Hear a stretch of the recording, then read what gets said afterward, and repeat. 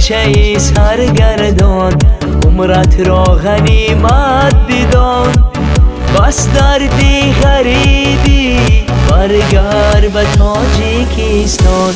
هی بچه سرگردان، عمرت را غنیمت بدان. بس دردی غریبی برگرد به تاجیکستان.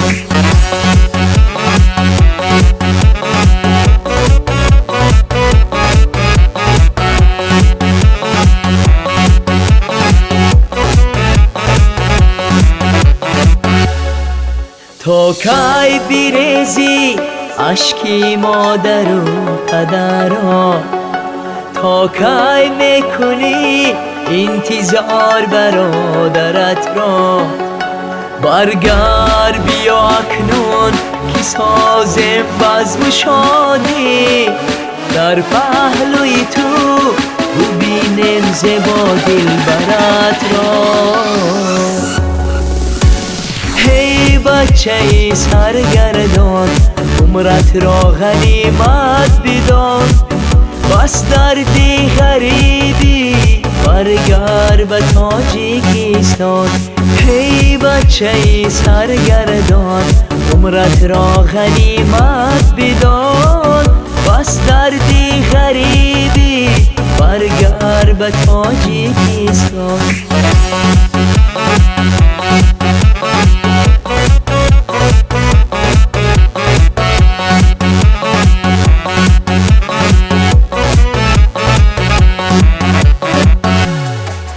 روز از رو شکوفان گردد ملک تاجیکستان. تو به خبر هستی از این بخت شکوفان. برگرد به وطن، اینجا تو را همه انتظار. دوستان و برادران و یاری بهتر از جان. هی بچه سرگردان، عمرت را غنیمت بدان. بس دردی غریبی برگرد به تاجیکستان. هی بچه سرگردان، عمرت را غنیمت بدان.